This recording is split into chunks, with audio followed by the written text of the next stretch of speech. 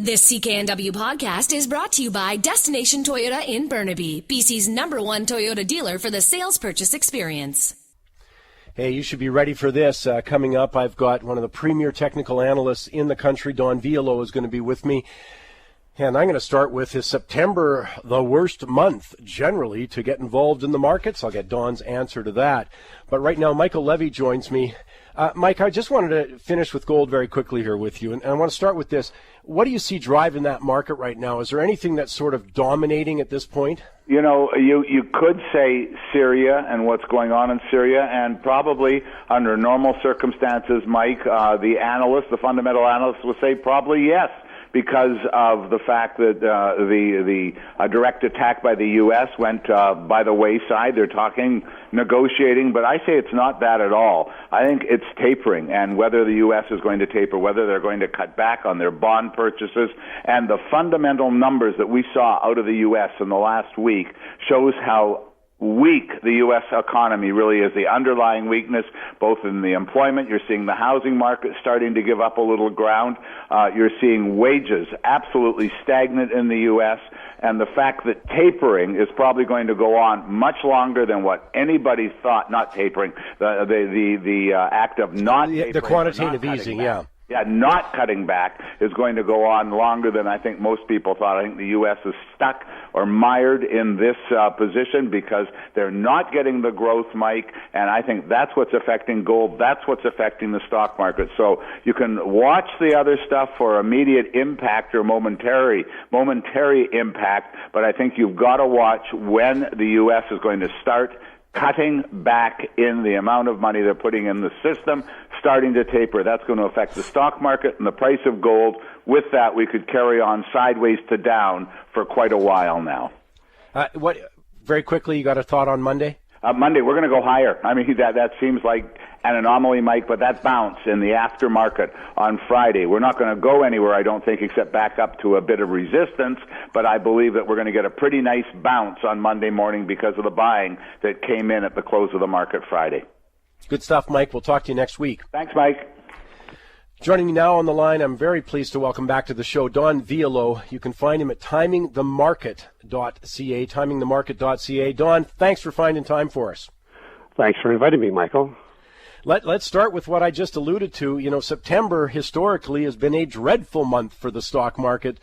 First of all, what's the probability of that continuing? It's an interesting question because it depends upon what you're talking about. The month of September, for the whole month, historically has been the weakest month of the year. The weakest period in the year has been the last 2 weeks in September, which, of course, starts next week. That applies to both the Canadian and U.S. equity markets. If you look at the U.S. market, well, the Dow was up over 3% last week. That's phenomenal gain. But if you look at the Toronto market, the TSE composite, it actually did peak right around the beginning of September, and it's actually lower now than it was at that time. So the Toronto market seems to be more moving into historic direction than the U.S. market right now. You know, it's interesting. People, really, we seem to want certainty. The rate of change is unbelievable in the world, the intensity of change, and people just want certainty, which doesn't exist. I'm not sure which area it would exist, but certainly not in the markets, and they always want people to be definitive. And some of the nature of your work is to look at patterns, whether it's a seasonal pattern, you could look specifically at stock patterns, and what you create are probabilities. You're saying, well, we've seen that seasonality 68% of the time, or this kind of thing. That's what I think is so helpful about the work you do, Don, is that it at least gives you hints historically what that's been like. So as we come through the fall, we just alluded to one of the things. Maybe tell me, when's the buying time usually? I know the simplicity, which you don't follow literally. You have a better saying, but it's, sell in May and go away. When should we come back again? I know it's not a specific, but historically, when has been a good time to come back? Sure. Let's tie that into what's happening this year as well. If you look at the TSE composite, the Dow, and the S&P 500, effectively this year they peaked around the middle of May. And if you look at all three of those indices, they're actually, all three of them are lower today than they were in the middle of May. So basically what we've got this year from May to October the 28th, which is historically the low point in the market, so far this year it's not been a down, it's been a flat. And that probably is going to continue right through until October, when we're expecting late in October for the markets to once again move on the upside. This year we got a lot of noise, a lot of events which are happening in the month of September and early October, which are having an impact on the market in both directions. And your previous guest mentioned a number of them. There's the debt ceiling, there's Syria, there's the FOMC meeting next week. There's just all kinds of things which are causing volatility this year. But effectively, markets are in a flat now until, on average, October the 28th, when historically they tend to move on the upside. And by the way, that's a wonderful setup today, Don. For the first time, we're doing a live webinar right after the show. It's free for everybody. They can just go to moneytalks.net, and you can see the sign-in instructions right there on the front page. But you want to sign in before 10 o'clock, or just to make sure you've got a place, because the technology doesn't allow a ton of people on board, just a few hundred people. So this will be a great opportunity. And what we're going to talk about is with Steve Duchesne, GPS portfolio manager with DisNat, about exactly how do you factor all of this stuff in. Because, Don, as you say, there's so much noise right now. Whether it's, should we pay attention to Syria? This Wednesday, I think, will be a major focal point of the year when you hear what the Federal Reserve is going to say. Are they going to reduce the amount of quantitative easing? The list just seems to go on, and that's what I mean. How do we as investors sort of make sense of this stuff? Well, the key is during the period from usually May right through until October. That's a period when markets are very volatile. They can go up or down, but essentially they're volatile, and we're seeing that once again this year. So the way of investing during this time is to be very cautious and to hold a good chunk of your portfolio in cash. There are some selected sectors which do very well in the summertime, but they tend to be a bit rare. But one of them is your favorite one, of course, and that's gold. Yeah, I was going to come to gold to say, this is usually coming into at least a seasonally strong period. Maybe you could detail that. But just before you did, I realized I wanted to come back to one thing you said. Sorry, Don. But you said usually the buy time is October 28th. Historically, that's been the better date. That's on average. I meant for the markets, yeah. Yeah, over the last 62 periods, that's been the average day to enter both Canadian and U.S. markets. Okay, now let's come back to gold. Go ahead. Yeah. Gold's been fascinating because historically gold goes higher from July right through until the end of the first week in October. Now let's look at what it did this year so far. Well, it bottomed almost exactly on the beginning of July at 1179, and then it had a huge run up to 1434. It's a 21.6% gain very, very quickly. And then what happened after that? It lost $107, and that's almost all happened during the last 2 weeks. Essentially what's happened is it's lost half of the gain. But gold is still in an upward trend. And we still have another 5 weeks to go in the period of seasonal strength. Now, as Michael Levy mentioned a few minutes ago, very interesting reversal pattern happened in both gold and gold equities on Friday. And look for a continuation of that reversal. Gold and gold equities are hugely oversold right now and are due for at least a technical bounce. I think you're going to see that technical bounce probably be stronger than even what Michael was thinking. And you could get a move above the previous highs that we saw back about 3 or 4 weeks ago. Wow.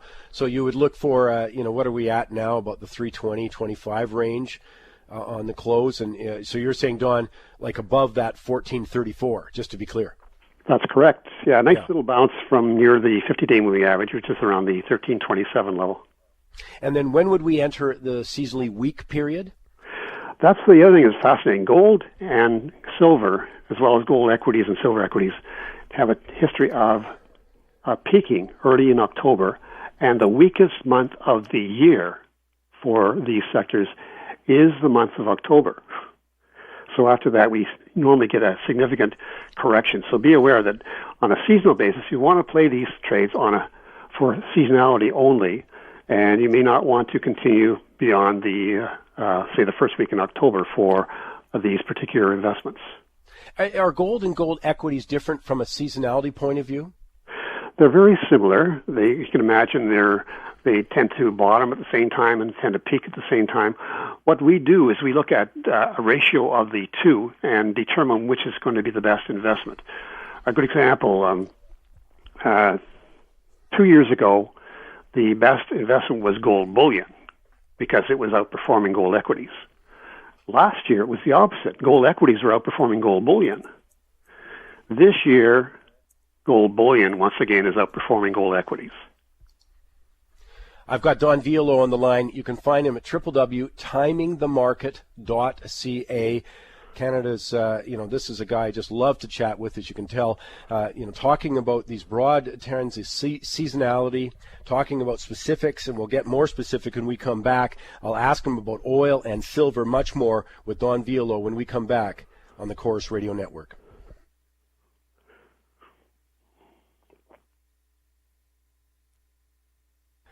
If you've just tuned in, a reminder that we are doing a free webinar at the end of the show. All you have to do is go to www.moneytalk.net and you will see where you can sign in. We're going to be talking with portfolio analyst Steve Duchesne. He runs Disnat's group of GPS mutual funds there. But what's really great is to be able to pick the brain of experts and see how they're conceiving of this market. In his case, you'll talk about creating a portfolio. But very pleased to have with me right now one of the top technical analysts in this country, Don Vialoux. Does a terrific job with timingthemarket.ca. Don, just before the break, we were talking about gold and about the overall market. I want to come, you alluded to silver, but maybe a couple of quick specifics on silver and a few other things I've got for you. Sure. On silver, it has very similar characteristics to gold, and it's been fascinating how silver has followed a similar type of technical pattern to gold. It bottomed right at the beginning of July at 1817. It had a huge run to 25.12 right around about 3 weeks ago. And now it's come back about 50% and has bounced off its 50-day moving average, which is a classic place to bounce back. This also looks very interesting. On Friday, we had another very important reversal in silver. Silver will do very well, like gold will, right through until around the first week in October. At that point in time, then you want to re-examine the trade. If you look at silver relative to gold, you find that... just ask you quickly about on the silver. When you say reversal, was it a negative or a positive reversal? On Friday, it was a huge positive reversal when silver actually opened lower and touched down around the 21.42 level on Friday, and then it took a huge run to close at 22.28 on Friday. So a very, very strong recovery on Friday. Would appear that because it's bouncing from a 50-day moving average, that we've probably seen the low on Friday, and we can see another test of the high at 25.12 probably by the first week in October. Okay, interesting stuff. Let's change gears a little bit and come to the oil market, which, of course, has had a rise. Some people saying it's just the tension in the Middle East, especially in Syria, obviously, but maybe Egypt too. What's your view on oil? Well, crude oil historically has done very well through the summertime and historically peaks right around the end of September. So we still have another 2 or 3 weeks for the seasonality to remain positive. Looking at the technicals, I look at three things. I look at, first of all, the trend, which is clearly on the upside right now for crude oil. I look at where it is relative to its 20-day moving average. It's currently trading above that level.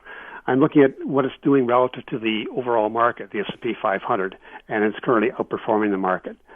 You've got three technical indicators. All three are still positive. So if you own crude oil or energy stocks, you want to continue to own these securities until the end of this month.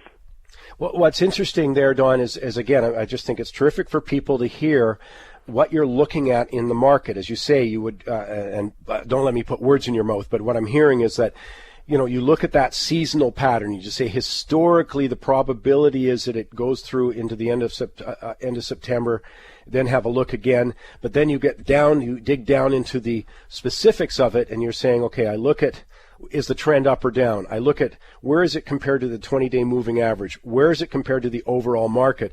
So you go from that sort of generality and start digging down into it. And I assume if you get to individual stocks, like if I say, what about Suncor? Then there's another further overlay. Yes, that's correct. You can go down to that level. In fact, often if you look at the individual stocks that make up the index, that can give you a leading indicator of what the index itself is going to be doing. So, for example, a Suncor, for example, has been stronger than the Canadian energy sector during the last little while, and that was a clue that the energy sector in Canada was going to move higher. And can I just again, I'm just throwing out a lot of things to give people some guidelines here, and they can go to timingthemarket.ca when they look at specifically your comments. But what about natural gas? Natural gas is an interesting one. It tends to be more volatile than usual. I normally have a caveat for natural gas because the fundamentals of natural gas have changed so significantly during the last few years because of the fracking technology. But if just looking at the pure seasonality for natural gas, normally natural gas does very well right around the end of August right through until around the second week in December. And so far this year, it seems to be following that pattern. We had a nice move in natural gas just last week, where the price of natural gas was up about 15 cents in the U.S. markets, about 4.25%. That's a pretty good move for the beginning of September. Now, Don, I don't want to run out of time here, so I don't want to start you on something. Then I got to cut you off with the break to the bottom of the hour. But if I can just fire it out and just tell me if you need a little more time with this one. But I just, again, want to get a sense of, where the base metals are in that part of the commodity sector. Yeah, it's been fascinating. It's been a mixed picture on the base metals. On one hand, you've got the TSX Metals and Mining Index moving to new highs just last week. On the other hand, the commodities themselves are not doing what they're supposed to be doing. A good example, if you look at copper, it was down 6 cents per pound last week, down 1.84% when the markets themselves are going higher. What generally is happening is the mining stocks around the world are doing better because of what's happening in China. The perception is that there's greater demand from China, and therefore eventually metal prices will move higher. But it's a pretty mixed picture right now because you would think that under that scenario, copper prices would be moving higher, and they actually are not. They're actually moving lower. I'm talking with Don Vialoux. You can find him at timingthemarket.ca. I'm going to take a break with Don, and when I come back, though, I'm going to ask him specifically, is there anything or any areas or specific stocks that he likes right now in the market that he thinks you should put on your radar screen to see if it's appropriate for your own financial circumstances, but just stuff that he actually likes at this moment in time, and he's allowed to say nothing. But Don Vialoux is my guest. And a reminder during the break here, this is a great time to sign on to the free webinar. As I say, you can sign on and then go about your business, come back just after 10 o'clock, and we'll be ready to go. Just go to moneytalks.net. And you can see all the instructions. It's a simple sign-on there. It's absolutely free, and we'll be doing that, as I say, after the end of the show. Also coming up, I've got my shocking stat of the week. This one a little more fun than normal. Got a great Goofy Award, and I've got Ozzie Jurek joining me shortly here. So all of that coming your way on the Chorus Radio Network. I'm glad you're with us. Coming up, I've got Ozzie Jurek, I've got a Goofy Award, and I've got our shocking stats of the week. All of that coming your way, and glad you're with us. Right now, though, I'm joined by Don Vialoux, timingthemarket.ca. Don, basically, we talk a lot about the markets. I just want to bottom line and say, where are you interested right now in the markets? Yeah, there's a new sector which has just come up last week. It's the fertilizer sector in general, but specifically Potash Corp and Mosaic. Their seasonality normally starts to improve around the third week in September, so we're getting very close to that, and continues to be very strong right through until usually the first week in January. Technically, these stocks broke out on the upside last week, established an upward trend, went above their 20-day moving average, and started to outperform the market. Another technical indicator, looking at on-balance volume, shows that this stock and the two stocks are under very, very strong accumulation right now.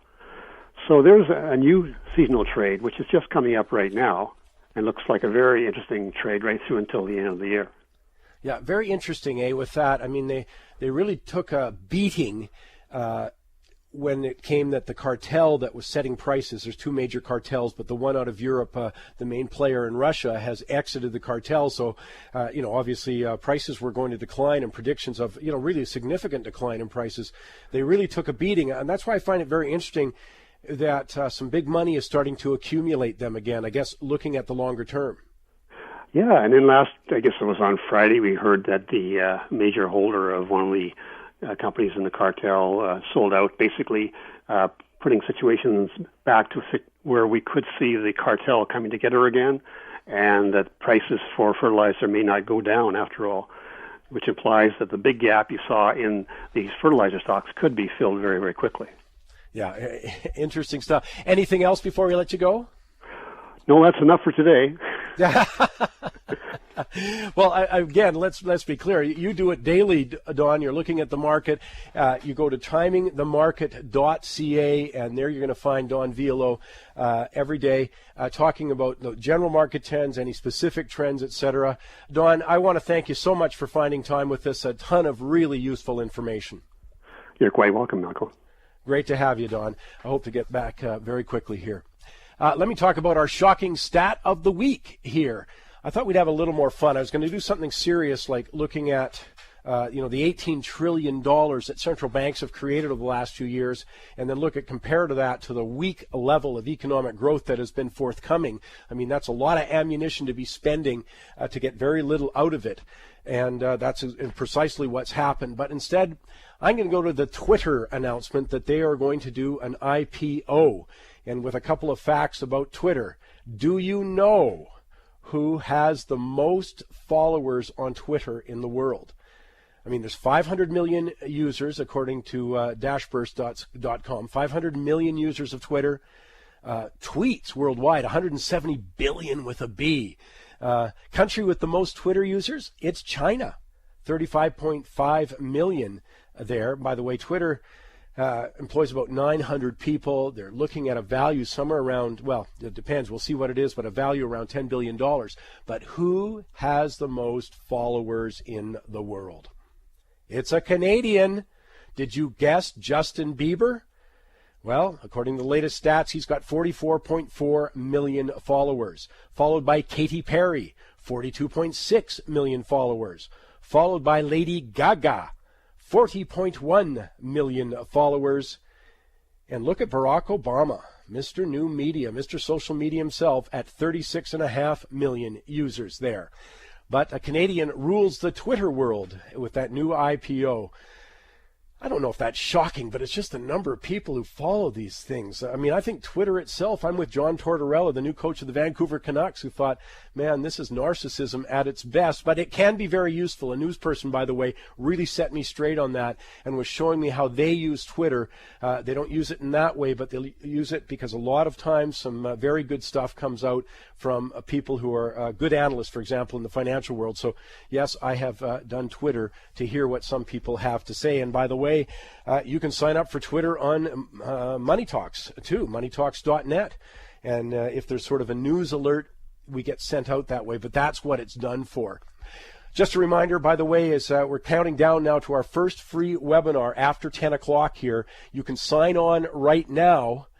Just go to moneytalks.net, look right there in the front page. All the sign-in instructions are right there. It's very simple to do, absolutely free, so don't worry about that. Steve Duchesne, GPS manager, several portfolios for Disnat, is going to describe what he's looking at in the market and specifically what he thinks the opportunities are. I'm really looking forward to it coming up, as I say, right after the top of the hour. But you can sign in now. That's the key. Don't wait for 10 o'clock. We only have a limited number of people who can do it, so go to it.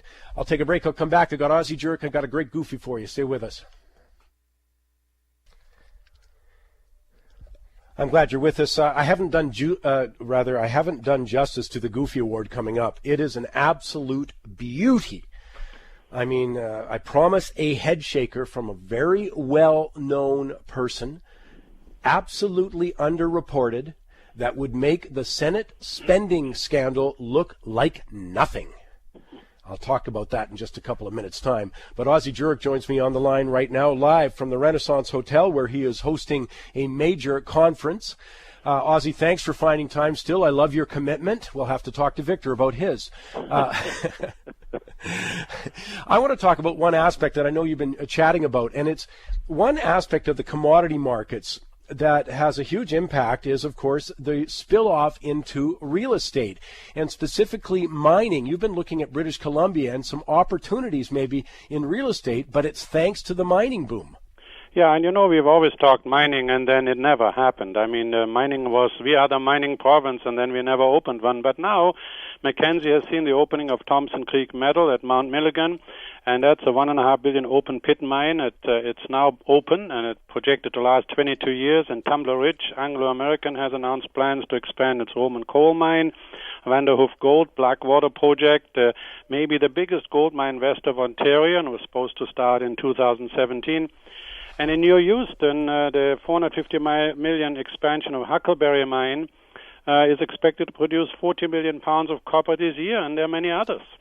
Yeah, and I think the key is that once you get one of these projects, like as I think the Mount Milligan mine for Thompson Creek Metals, it's the first major mine to be built in BC in, over 10 years anyways. Right. And as you say, you look at, it's not just the 400 permanent staff and miners who will need housing, but of course the spin-offs that come, suppliers, that kind of stuff, and the infrastructure you need. So that's just, I know Mackenzie, by the way. It was one of my first major summer jobs. I worked up there in the forest as a very handsome, young, and strong student. So we know it's about 50 years ago. But a great example of what you're talking about, though, is it creates some opportunities. And the jobs generally also pay well, I mean, you look in Terrace now, we have Red Chris Mine, and then Tech Resources at Galore Creek near Smithers, and then, of course, now Seagold says that they might have proven and probable reserves of 38 million ounces of gold and 9.9 billion pounds of copper. That would be the biggest in Canada and the 9th largest in the world. And that's near Smithers as well. So there you go. There we have lots of things going on. And what that means is, values go where people go, and people go where the jobs are. And mining jobs usually pay well. Well, and coming back to a couple of things, when you're looking at those areas, because, of course, you've done well for your subscribers. You've been talking about the oil sands and Fort McMurray for years, and the opportunities are there. I mean, you look at, of course, rental rates, too. Not rental rates, vacancy rate is what I meant to say, and that spills off into what you'll get for your rent. But, again, usually, as I say, they have to build new stock in order to meet these demands at this point. That's right. I mean, we own, actually, my partners and I, we own a building in Smithers, 23 suites for the last 5 or 6 years. It's a great building, but there's nothing much new being built. So when these all these new jobs happen, it always has a boom. Look at Fort St. John now, Dawson Creek, or some of these cities are now where the jobs are really paying well. I mean, we're talking 80 to 130,000 odd jobs are the norm. And so that makes a difference to also the real estate market. That's, by the way, why earlier on in the show, Ozzie, you wouldn't have heard it, but I was sort of smiling with the new StatsCan report. The National Household Survey came out and talking about income levels. And one of the things that's kind of interesting is that you get into the top 10% of income earners in the country above 80,000, and the top 5% above 102,000. And I was thinking, man, that means virtually every worker in these projects, and more so in the oil sands, is in the top probably 5% of income earners. No question. Fort McMurray, one of the suburbs there, has the highest family income in Canada at $186,000. So wow. So they're in the 190 is the 1%. 191 is the 1%. So There you go. Yeah. Let's talk very quick. Just one more thing about these.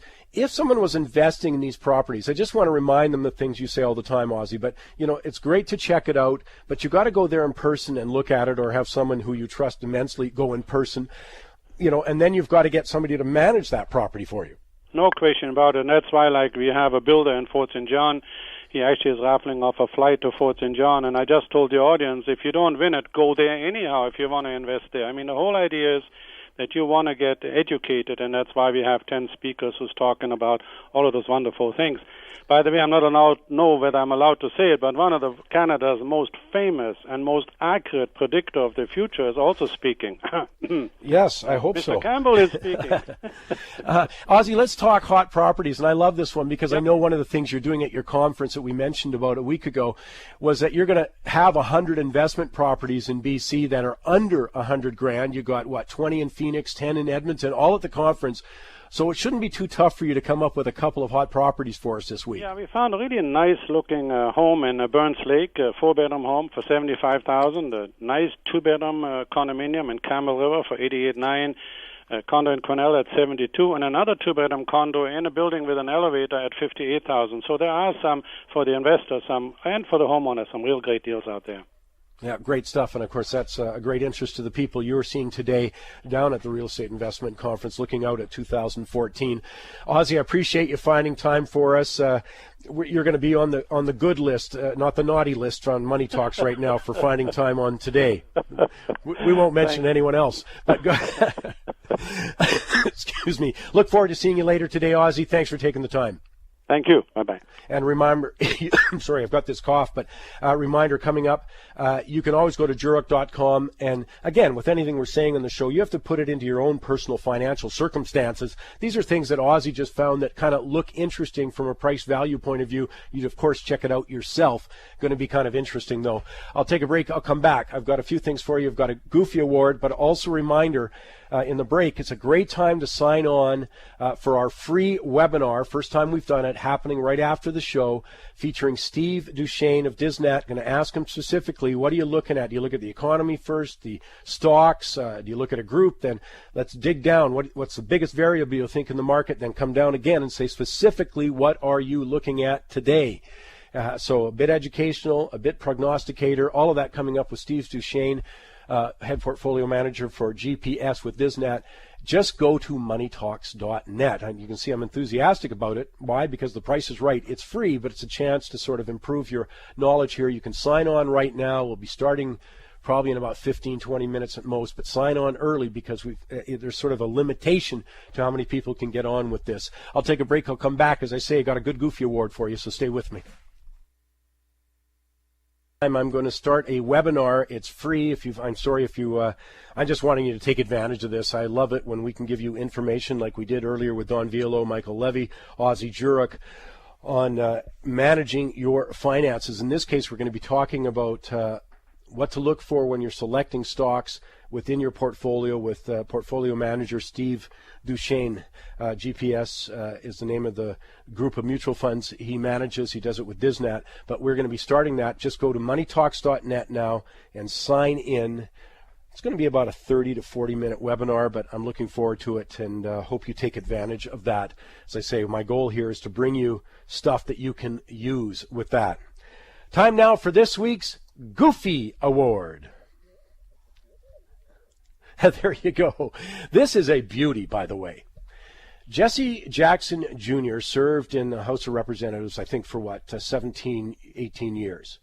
He has admitted using campaign cash that comes from the federal government there as a personal piggy bank, those were the words, to buy luxury items for himself and his wife. The indictment says that Jackson engaged in at least 7-year conspiracy, at least, though, it could be earlier, to defraud the public, and it may have started, as I say, before 2005. Now, listen to this. He is admitted to spending at least $750,000 of public funds on personal items, including a $43,350 gold Rolex, a $5,150 worth of mink capes. He should be in prison just because that's a horrible fashion statement. But anyways, $5,150 worth of mink capes. And, by the way, a parka from Beverly Hills. $4,600 Michael Jackson fedora. And $2,200 worth of Malcolm X memorabilia. But he also got a sweetheart mortgage on a 9-bedroom mansion. Come on, who says that politics doesn't pay? He also owned 2 other properties. Plus, because you know 4 won't do, he bought 5 BMWs over cost of $300,000. 4 won't do. By the way, he had faced 46 to 57 months in jail under a plea agreement. His wife, Sandy, who had to resign from her public office, she pleaded guilty to separate tax fraud charges. He has now pleaded guilty, only got 30 months. But here's the goofy. Mr. Jackson now claims he has a mood disorder. He never mentioned this condition in the 17 prior years of public service until the FBI came a-knocking. Seems like the feds, though, has bought his last-minute claim of a mood disorder. Are you ready? That qualifies him for receiving $8,700 each and every month in federal aid. That comes on top of a partial federal pension of $45,000 he also collects. Now, this is despite his admitted guilt, despite his sins in office. You know, no wonder people are cynical. And by the way, you got to note how very lightly covered this story was.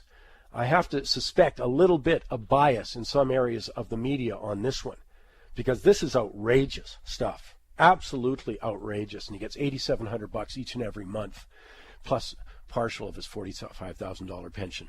No wonder that's my goofy. Wow. I'm sitting here in shock at this point.